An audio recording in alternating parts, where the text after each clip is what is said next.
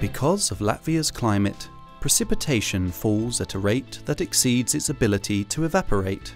As a result, dips in the terrain fill with water, leading to paludification, the formation of raised bogs and, alongside them, bog woodlands, which are a protected habitat in Europe.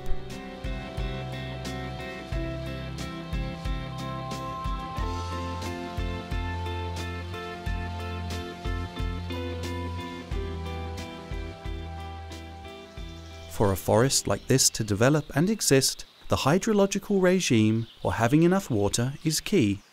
Natural processes occur very slowly in a water-saturated environment like this.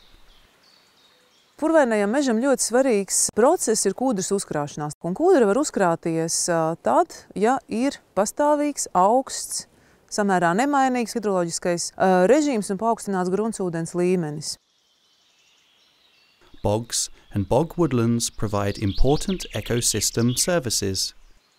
The constant dampness and vast carpet of moss dotted with the occasional large tree are characteristics of bog woodlands and provide a habitat for endangered species of flora and fauna such as the wood grouse and the coral root orchid. Bogs and bog woodlands also absorb carbon dioxide from the atmosphere, thus stabilizing the climate. Purvaina meži Latvijā ir viens no biežāk sastopamajiem aizsargājumiem mežu biotopiem, un varētu rasties jautājums, kāpēc tad viņi ir tik īpaši, kāpēc mēs par viņiem vispār runājam, ja viņi varētu domāt, ka mums ir gandrīz gar katru purvu un ļoti daudz. Tad vienmēr jāatcerās, ka Latvija nav viena pati Eiropā, viena pati pasaulē, un tomēr purvainie meži ir ļoti maz palikuši, jo lielākā daļa ir nosusināti. Through draining bogs and bog woodlands, these special habitats are lost. The carbon dioxide trapped within is released and contributes to more rapid global climate change. Drainage of bogs and bog woodlands was started for economic reasons. Since tree growth in damp conditions is poor, economic development and an increase in manufacturing inspired foresters to begin transforming bog woodlands to enhance timber yield. Meža nosināšanas pirmsākumi Latvijā ir arī ap 1830. gadu uzsākušies.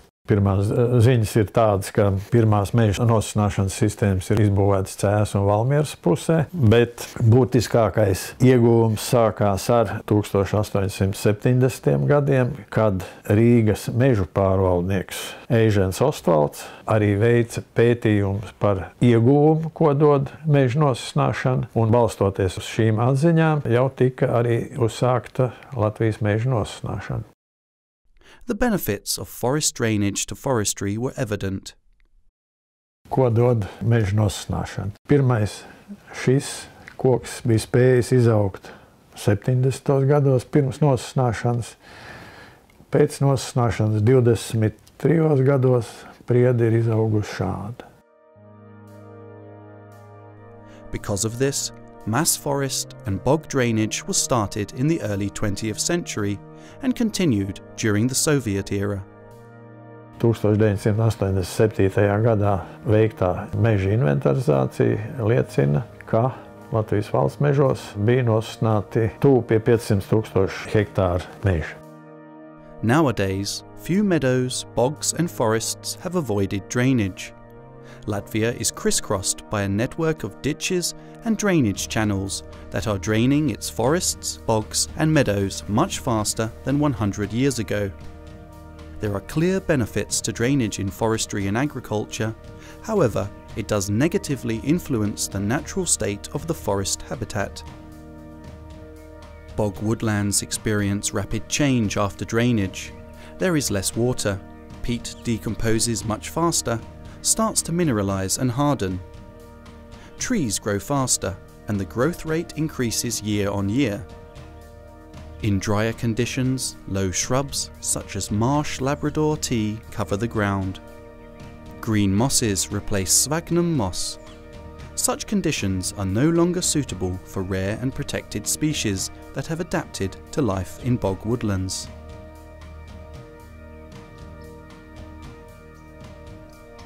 One of the species that suffers from the drainage of bog woodlands is the wood grouse.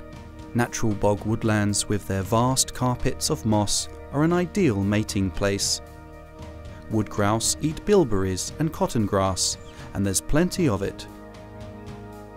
But the low shrubs and fir trees that grow after draining make the area unsuitable for mating. In 2012, work began in the eastern Vidzeme forestry area of Latvia's state forests to restore the bog woodlands habitat, which is so well suited to wood grouse mating. Šogad jau faktiski visas grāvju atbētnes, tās trases, kuras bija kūdrainākas, visi ir klāt ar spilvi. Var pateikt, pa mēģinī ļoti daudz novērojumu arī pavasara ziemas sezonā tieši šī trasēs. Mēģini labprāt izmanto šo teritoriju. After restoring the hydrological regime, state forestry specialists surveyed the area to assess if and how this had affected tree growth. Hidroloģiskā režīma atjaunošana nav atstājusi negatīvu ietekmi uz koku augšanas gaitu.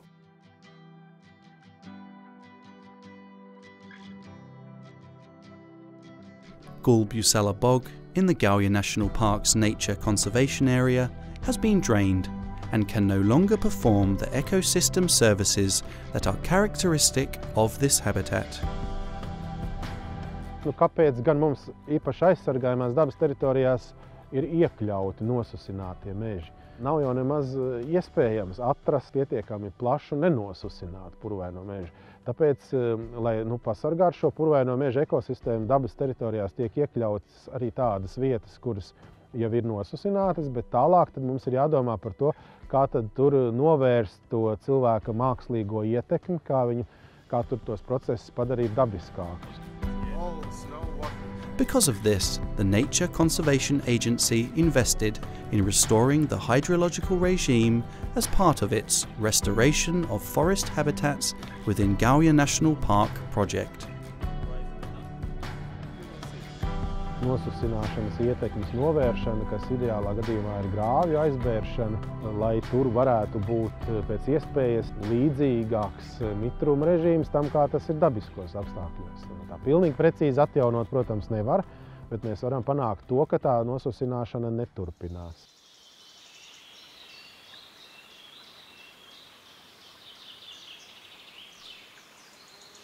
Restoring bog woodlands requires as much effort as drainage. Šeit es veicu grāvju inventarizāciju. Atrodamies pie viena no galvenajiem novadgrāviem, kas savieno ezeru ar kopējo novadgrāvu sistēmu. Katrs novadgrāvs tiek apsekots, apstaigājot to platību, kuru viņš ietekmē. Tad viņš tiek raksturots, vai tas ir novadgrāvis, vai susinātāja grāvis, vai kāds cita veida grāvis, jeb arī regulēt ūdensteci.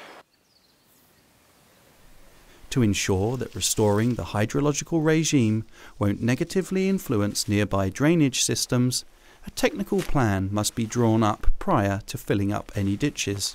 Tādi monitoringa dati, gan mūsējie, gan ārzemēs veiktie, liecina, ka tas optimālais režīms ir tā, lai gruntsūdens līmenis tajā teritorijā būtu kaut kur ap 20 cm no zemes virsmas, 30, ne zemāk pa 30, bet arī aplūst nedrīkst.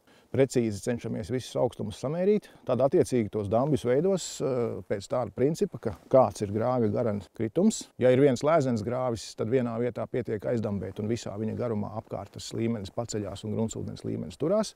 Ja grāvis ir ar stāvāku garumu kritumu, tad ir jāliek vairāki dambīši viens aiz otra.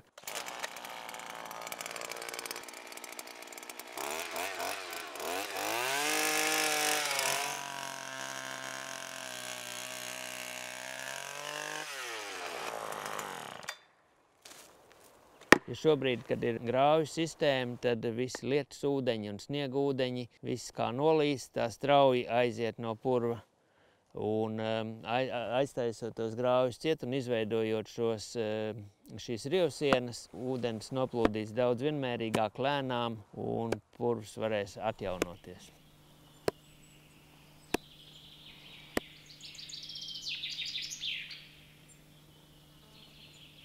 Before carrying out the restoration work, experts from the Institute of Environmental Solutions set up groundwater monitoring wells in the area.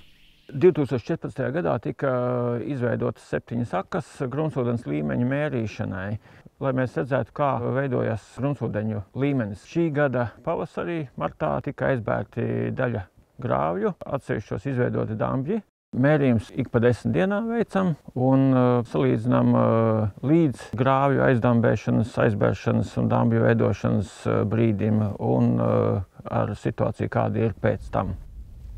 The measurements showed that groundwater levels have stabilised and Gulbjusala bog retained wetness even during the dry summer of 2015. Šobrīd mēs esam uz viena no aizbērtajiem jau grāvjiem. Es atrodos tieši grāvja vietā un, protams, var redzēt, ka šeit ir tik kvalitatīvi tas izdarīts, ka nemaz nevar pateikt, ka te vispār kādreiz bijis grāvis.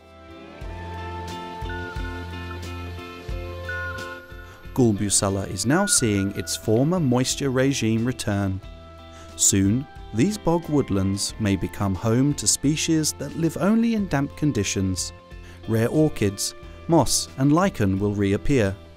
A vast carpet of sphagnum will replace the thick layer of marsh Labrador tea, and people will once more be able to forage for bilberries, cloudberries and cranberries.